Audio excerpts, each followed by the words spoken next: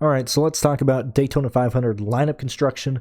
I'm going to assume that you guys are already educated on this, either the stack from the back, the 4-2, 3-3, 2-2, however you want to make lineups for, and everything like that. If you're not familiar with that, or if you have no idea what I'm talking about, now I made a video in the past. It was for a Talladega race, but it breaks down lineup construction on plate tracks, and that's in the description of this video below in case I'm talking about stuff you don't know, or in case you need a refresher, or in case you just don't like the visualization that I put into this video, or you just need more explanation. It's going to be there in the description.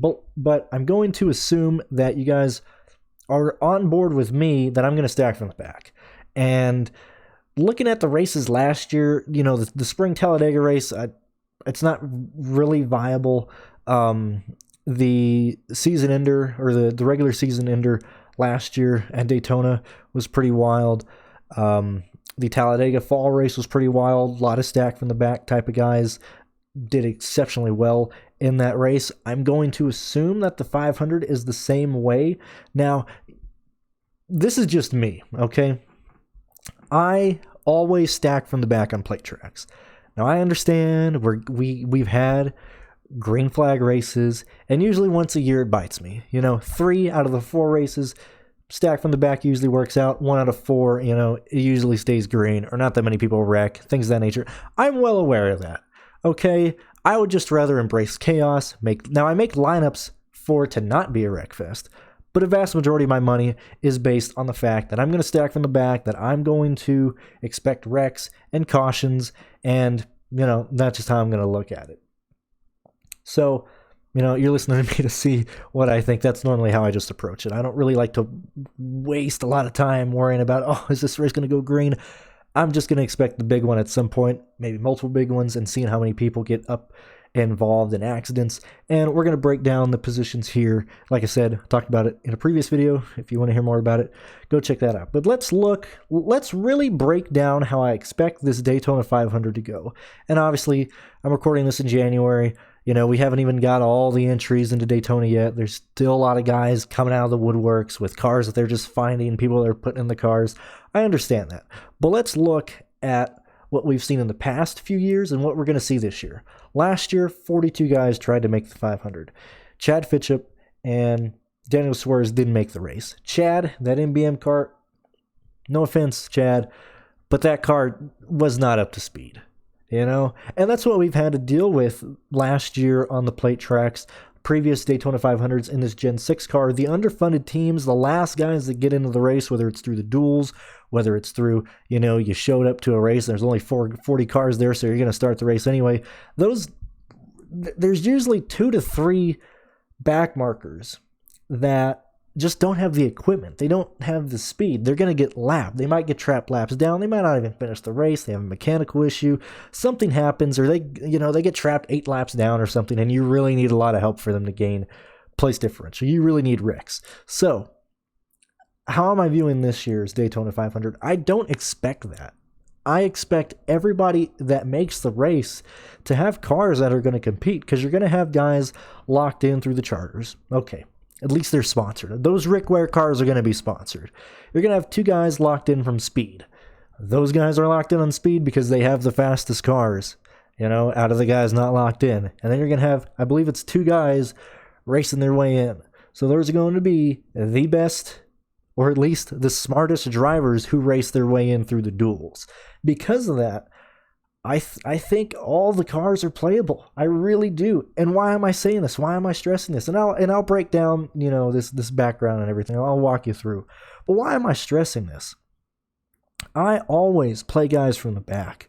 And everybody says that. If you listen to any DFS podcast, if you look at any article, you got to stack from the back. You got to do, you know, 4-2, 6-2, whatever the case is. People hammer. I mean, they, you know, physically abuse people by telling them, play guys from the back. But it always turns into the public and people playing names they know from the back. It's people never play the Rick Ware cars. I can't exactly remember the ownership on DraftKings at Talladega, but on FanDuel, for example, people are terrified. They do not play the Rick Ware cars. I think I had a combined ownership in a lineup at Talladega of like 18% between the 5 drivers, because I had 3 Rick Ware cars and they were all under sub 3% ownership. People are scared to play the Rick Ware drivers, the no names, the Quinn Hoffs, the Joey Gazes, the JJ Yaleys at plate tracks. They're just terrified. I don't understand when people hammer and it's shown in optimal lineups. It's shown where people finish. Just play guys from the back. It doesn't matter on the name, okay? I don't know why people get caught up in if there's, somebody, a name that they recognize, or a car that is, say a Chimp Ganassi car or something starting in the 30s. All the ownership just hammers on them. We saw Christopher Bell a couple times last year start the plate tracks outside the top 28, and all the ownership would just dump on Christopher Bell. I don't understand that at all. I've said before that plate tracks, I just play the positions. I don't care who the driver is in that position. I'm playing guys from the back, and I'm going to stress that, and you're going to hear me say it again when we get to the 500, when we get to the Speed Week, because it's not Speed Weeks anymore. NASCAR killed that off, but when we get to the main Speed Week at Daytona, you're going to hear me say the same thing. It's going to be a bit different in the duels. We don't have the clash this year, at least a real clash. We have just a glorified practice session, so you're not going to hear it there. But for the 500, for the Xfinity Series, for the Truck Series, you're going to hear me say the same thing.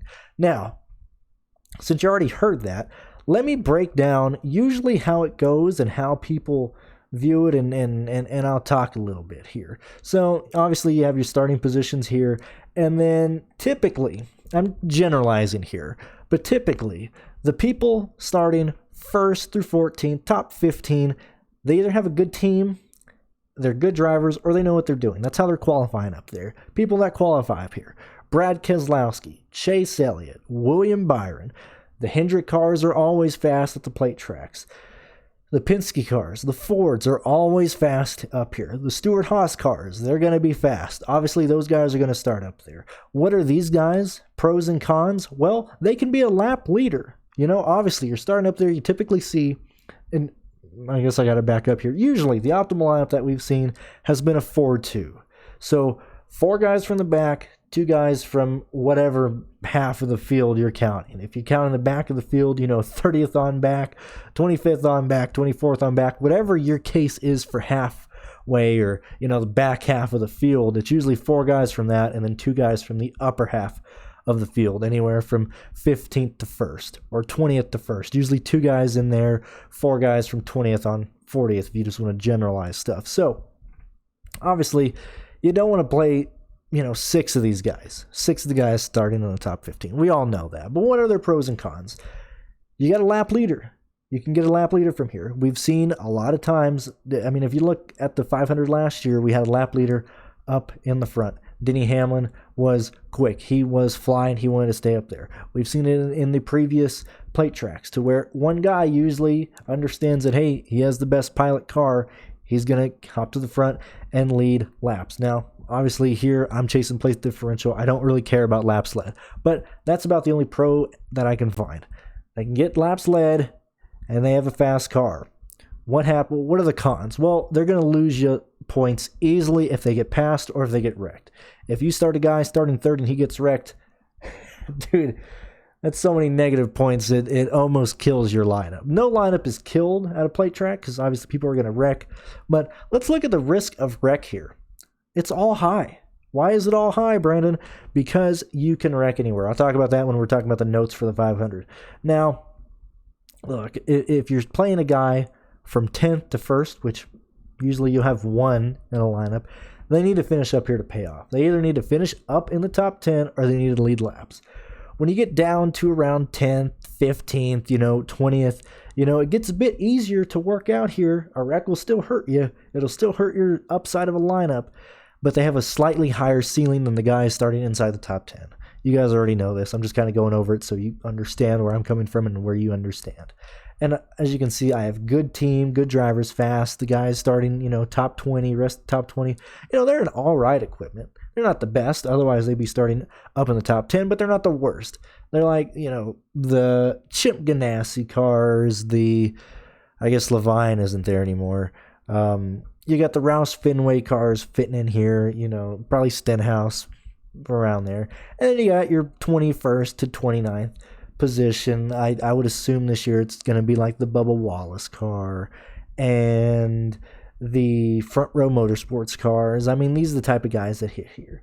These guys are faster. They at least have better equipment than the underfunded teams, and they can get you a lot of place differential. And they typically, they're not going to get lapped nearly as much. Usually 30th through 40th. These are the... Man, I keep whacking that. These are the underfunded cars. The guys that, just don't have funding, or like I said, they might have a slow car. They might get lapped. Like I don't think we have to really worry about this year in the 500 as much. But their slow car, they might get lapped, but they have the highest ceiling. They're the safest plays. If you're playing cash, don't even bother playing anybody starting inside the top 28. Just pick all you guys from 40th to 28. That's all I can tell you. So let's talk about some notes. Let's talk about some crashes where they happen. And go to racewiththeprize.com to look at lap by lap data. That's where I go. That's where my sheet is that I use. That's why I don't have one.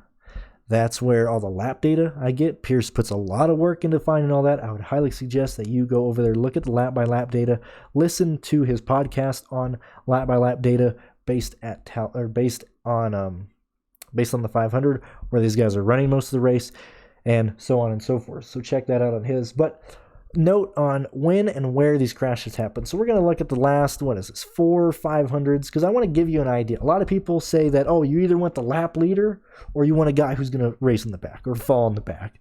If you're first, you're not going to get in the wreck. You got nobody to avoid. If you're in the back of the field, you could either be like, right at the end of the field, or 10 seconds back. Hopefully you could avoid a wreck. Well, let's look at these crashes. Let's see where they're happening. Last year, lap 59, William Byron spun from 4th place. He's the only car involved in that.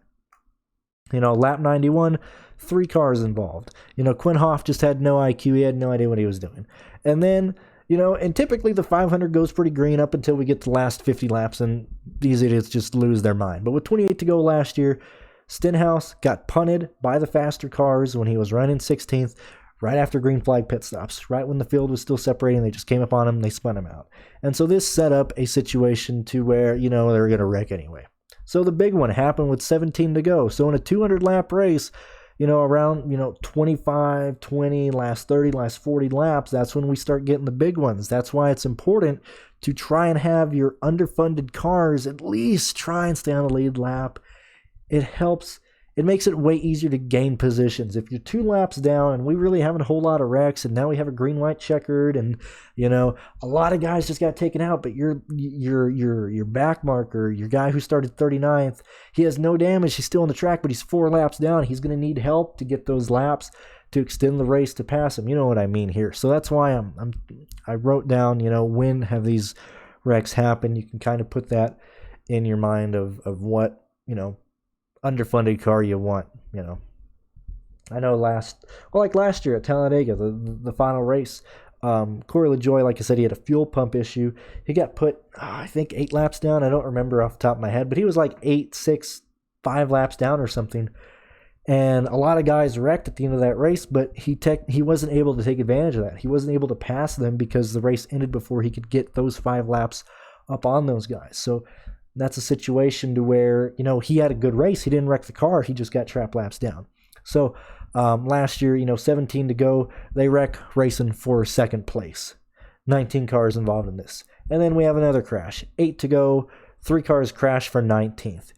A cut tire caused this, so I don't really count that as a racing deal, but it's still a wreck. And something interesting that I found is we're pretty much going to have somebody blow a tire in some form or fashion. So not only do you have to try and pick who can avoid wrecks, who's going to finish well, who's not going to blow a tire. And you're like, oh, Brandon, that's crazy. Let's not. Look, I just watched all these 500s, okay? And this is without even paying attention to the other plate races. This is just purely focusing on the 500. Somebody always blows a damn tire, so we got to worry about that as well. So after all these wrecks, we had 2 to go. Ryan Preece, not Ryan. Yeah, Ryan Preece is in 37. 37 car, blocks Ross Chastain under the yellow, entering turn 1. This wrecks 9 cars. And so on the second green-white checkered, 2 cars wreck on the restart. And so we're just having issues left and right. And then even if we get to the end, we're going to have cars still crash on the last lap. It always happens. Chase Elliott got spun out right after they took the white flag in the last little straightaway before turn 1. So anybody who was riding behind Elliott, Elliott spun out. They were able to take advantage of that too. And then obviously Newman died coming to the checkered flag. So 17 cars were left on the lead lap there. So there was some cars, I think it was 18th, 19th, and 20th place. They were 1 lap down, 2 laps down, somewhere around there. So if this race got extended some more, they would have taken advantage of a situation of say, if Ryan Newman wrecked and that was taking the white flag or something. They could have taken advantage of that. So let's look at the 2019 Daytona 500. Race opens with a debris caution, and then on lap 51, we have the second yellow. 6 cars spin, and then we have 2 cars wrecking for last, and then yet again 42 to go. So the last quarter of the race, everybody's kind of riding single file, and then right when it gets down to the nitty-gritty time, the let's go and get a win, boys time, we have green flag pit stops, 5 car wrecks. And then we have Kyle Larson. He cuts a tire down in the field, no less. He's in a line. Just nobody hits him. He blew a tire. He's in 18th. And then the 2 car, Brad Keselowski, spins in 21st position, tire. And then 8 to go, we have the big mama of a wreck. They wrecked for 5th. So that wreck involved 21 cars. And then 6 to go, right after that, we had cars wrecking for 5th again, so 7 cars there. And then the first green-white checker, they wrecked for 4th. That involved 8 cars, and then so 14 cars finished on the lead lap.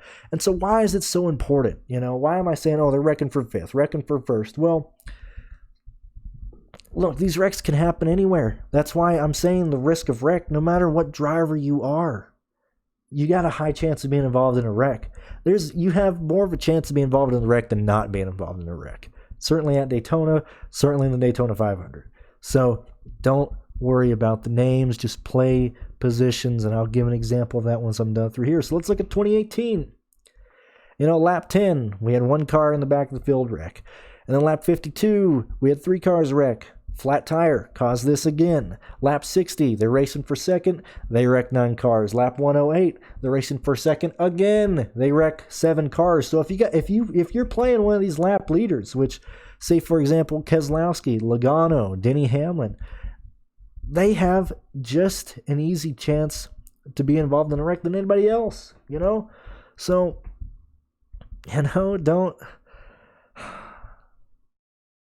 Look, if you like your guy, you got to play him. But everybody can be involved in a wreck. Just play guys from the back, for crying out loud. These idiots always wreck for 1st. They're always wrecking throughout the field. It seems like the back markers are either going to wreck themselves or they're going to make it through. So lap 60, like I said, they're racing for 2nd. They wreck 9 cars.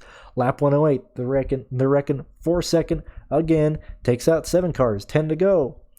The 1 car spins. He cut down a tire. And then we got 2 to go. They're racing for 2nd again. So when we get late in the race, the leaders are going to wreck. That's how it always is. So if you're losing, if your lineup isn't doing well, just know they're going to wreck for 1st. They're going to do. In the 500, they always do it. At plate tracks, they always do it. So don't worry about it. Don't worry about it. They're going to keep wrecking. Don't worry about it. Especially now, because they're racing more in a pack now than they ever have in the Gen 6. They're going to wreck, man. They're going to wreck. Okay, so they wreck for 2nd again. And then Eric Almirola is spun on the white flag. So we've had 2 races so far. We had the 2020 Daytona 500 and the 2018 Daytona 500. 1 car is wrecked on the white flag. They lose their positions. They don't finish the race. They get passed by people. So in 2018, 10 cars were left in the lead lap. And then 2017. So on lap 31, we had the 83 wreck entering pit road, or not entering pit road. He was going to hit people. I think it was J.J. Yaley or Greg Gaulding, I don't remember. But they're entering pit road. He's not going to slow down. Time yanks back up the track, hits the wall on the tri-oval. And then lap 106, so right after halfway, they wreck for the lead. That involves 6 cars, and it's a tire. It's not even racing hard. It's just a tire goes down. And then on lap 129, they wreck for around 7th place. This involves 17 cars. Lap 137, they wreck for 10th place. This involves 5 cars. Lap 142, they're wrecking for 9th. This involves 11 cars. Lap 151, they're wrecking for 11th. They wreck 3 cars. And this is the one that actually went green to the end, which I don't expect that to happen there.